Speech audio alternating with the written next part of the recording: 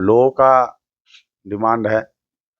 हम लोग तो प्रयास से करते ही रहते हैं सेवा करने के लिए, और सेवा भाव से ही हम चुनाव लड़ना चाहते हैं। इसमें कुरहनी जेडीयू की कोटा में सीट रही है और जेडीयू ही वहाँ चुनाव लड़ी है, और उपचुनाव के कारण वो सीट हम लोग के हाथ से निकल गया है, लेकिन वो जेडीयू की ही सीट है। और आज सरकार कौन चला रहा है? नीतीश कुमार न चला रहे हैं। तो फिर मानसिक संतुलन खराब होने के कारण लोग रांची में जाके भर्ती हो जाते हैं, काके में भर्ती हो जाते हैं। नमस्कार, आप देख रहे हैं तिरुत नाव और मैं हूं आप लोग के साथ अभिजीत कुमार श्रीवास्तव। देखिए, इस वर्ष बिहार में विधानसभा चुनाव होने हैं। सितंबर में अधिघोषणा जारी हो जाएगी। उसके बाद अक्टूबर नवंबर में विधानसभा के चुनाव होने हैं। इसको लेकर सभी प्रत्याशी लगातार अपने क्षेत्र में एक्टिव है और लोगों से जनसंवाद कर रहे हैं। ऐसे ही एक प्रत्याशी से आज आपको हम परिचय करवाएंगे, जो कुरहनी विधानसभा क्षेत्र से अपनी दावेदारी ठोक रहे हैं और लगातार जनता के बीच जाकर जनसंवाद कर रहे हैं। हम बात कर रहे हैं जदयू के सक्रिय नेता रंजीत सहनी के बारे में, जो लगातार कुरहनी विधानसभा क्षेत्र से अपनी दावेदारी ठोक रहे हैं। तो हम इनसे बात करते हैं। सबसे पहले सर, स्वागत है आपका हमारे चैनल में। आपको भी बहुत बहुत स्वागत, धन्यवाद। बहुत दिनों से आप लगातार पॉलिटिक्स में एक्टिव है और इस बार चुनाव लड़ने की आपकी क्षेत्र में काफी चर्चा है। क्या कहते हैं इसको लेकर? जी बिल्कुल, लोगों का डिमांड है।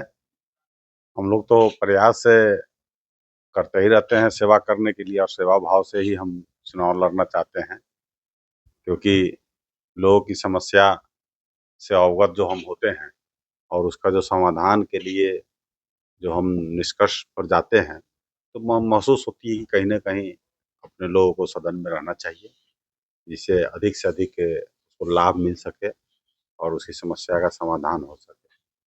आप जिस पार्टी से आते हैं उस पार्टी के गठबंधन के तौर पे बिहार में चुनाव लड़ती है। उसमें पार्टियां हैं कई भी और भी। और पिछली बार जो चुनाव हुआ था वो अलग गठबंधन के थ्रू हुआ था। उसमें जदयू के भी प्रत्याशी थे और भाजपा के भी थे। लेकिन इस बार जो है भाजपा जदयू का गठबंधन है। तो ऐसे में कैसे लगता है कि जदयू के तरफ से आपको या सीट मिल पाएगा या कुछ ऐसा? देखिए, वो तो आप पीछे का जब भी 20 साल से हमारी सरकार है यहाँ, और विगत 20 साल से जब भी चुनाव हुआ है वहाँ पर, आप उसका इतिहास उलट के देख लीजिए। वो एनडीए गठबंधन हो, चाहे जो भी गठबंधन के साथ चुनाव हुआ है, उसमें कुरहनी जेडीयू की कोटा में सीट रही है और जेडीयू ही वहाँ चुनाव लड़ी है, और उपचुनाव के कारण वो सीट हम लोग के हाथ से निकल गया है, लेकिन वो जेडीयू की ही सीट है। और निश्चित रूप से हमें विश्वास है, उम्मीद है कि इसे वहाँ से जेडीयू ही इस बार चुनाव लड़ेगी, और इसका मांग भी हम लोग नेता से किए हैं कि अपने जो जो जो सीट हम लोग का पहले से भी रहा है, उस सीट पर चुनाव अपना पार्टी लड़े, और अधिक से अधिक सीट हम लोग चाहते हैं कि लड़े, तो उस कारण वही सीट हम लोग को चाहिए। अच्छा, जदयू अगर कुरहनी विधानसभा क्षेत्र में अपना प्रत्याशी उतारती है, रंजीत सहनी ही उम्मीदवार होंगे। ये तो प्रयास कर रहे हैं, और नेता, दावेदारी तो कर रहे हैं हाँ, ना। प्रयास कर रहे हैं, दावेदारी मतलब, और नेता को विश्वास के ऊपर है, और विश्वास पर तो हम खरा उतरने की कोशिश करेंगे, और नेता विश्वास जताएंगे तो निश्चित रूप से हमें उम्मीदवार बनाएंगे। क्या मुद्दा होगा कुरहनी विधानसभा में? तो आपके ऑलरेडी एनडीए गठबंधन के ही विधायक है। तो अब जब आप चुनाव लड़ने जाएंगे तो क्या मुद्दा लेकर आप जाएंगे जनता के बीच? मुद्दा तो बहुत सारे मुद्दा है, लेकिन हम मुद्दा लेकर नहीं जाएंगे, क्योंकि मुद्दा का तो निराकरण करने के लिए न जाएंगे, तो हम अपने नेता के किए गए कार्यों को लेकर जाएंगे, और वो काम को अवगत कराकर, और उससे जो भी लाभकारी योजना के बारे में, और जो भी चीज जो है छोटी बड़ी चीज जो लोगों को टेक्निकल चीज के कारण लाभ नहीं मिल पाता है, जिसको हम लोग जानकारी देंगे, और मेन हम अपने नेता के जो विचारधारा, उनके जो किए गए कार्य, ये सब लेकर हम जाएंगे। अपराध एक बहुत बड़ा मुद्दा बन रहा है अभी। पूरे बिहार में अपराध की चरम सीमा पर है। अपराध कंट्रोल करने में क्या लगता है कि बिहार पुलिस या शासन जो है कमजोर पड़ रही है? ये मुद्दा बनेगा क्या चुनाव में? नहीं नहीं, ये कोई मुद्दा नहीं है। अपराध आज थोड़ी हो रहा है, अपराध तो शुरू से अब देखते आ रहे हैं, और ये जो है अपराध जो आप कह रहे हैं, आपको बता दें कि हमारे सरकार में हमारी सरकार में मतलब अपराध की जो परसेंटेज आप देख लीजिए आंकड़ा, कहने के लिए लोग कहता है कि अपराध बढ़ गया है। आप 5 से पहले देखिए कि वहाँ गैंगवार होता था बिहार में, वो कौन अपराध था? आज जो है तो नहीं, मान के यही बात चलिए तो नीतीश कुमार भी बोलते वो हैं कि 15 साल पहले की स्थिति वो देख लीजिए और अभी देख लीजिए, तो सवाल है कि आपको लोग बदलाव करके इसी तो लाया कि आप उस पे कंट्रोल करें। लेकिन आप कंट्रोल कैसे हाँ, करेंगे? आप पिछले सरकार की अगर गिनती गिनाएँगे तो कैसे होगा? कंट्रोल की बात आपको जहाँ तक बात बता देते हैं, आपको एक साधारण सा उदाहरण हम बताते हैं कि ये जो नियम लगा हुआ है, जो हत्या के बाद लोग को फांसी होना, 302 के मुदाले होना, ये तो शुरू से है।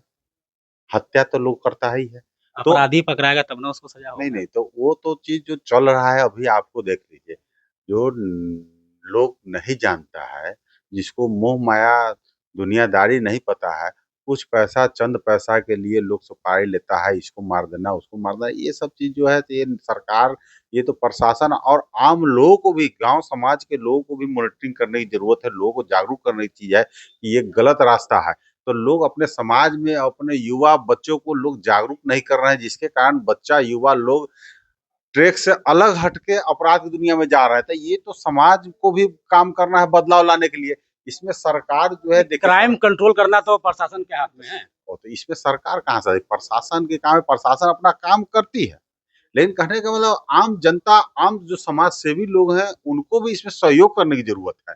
इसमें निश्चित रूप से आप विपक्ष समाज के नहीं, विपक्ष आप समाज का बदलाव तभी कर पाइएगा जब समाज में पढ़े-लिखे लोग होंगे, जब शिक्षा की ओर आप ले जाइएगा नए वर्ग को, तभी समाज का जब बदलाव आप कीजिएगा, तो निश्चित रूप से अपराध कमेगा। तो समाज का बदलाव का वहाँ जब तक प्रशासन आके समाज का बदलाव सहयोग करेगी, प्रशासन, सरकार आपको सहयोग करेगी।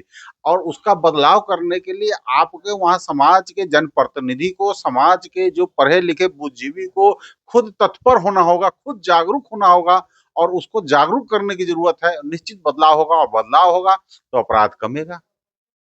विपक्ष आरोप लगाती है कि बिहार के मुख्यमंत्री नीतीश कुमार की मानसिक स्थिति ठीक नहीं है। वो लगातार आरोप लगा रही है और वो दावा कर रही है कि हमने पिछले 17 महीने के सरकार में नौकरियां बांटी, जातिगत जनगणना करवाया, सबका क्रेडिट वो ले रहे हैं और नीतीश कुमार को मानसिक विचुत बता रहे हैं।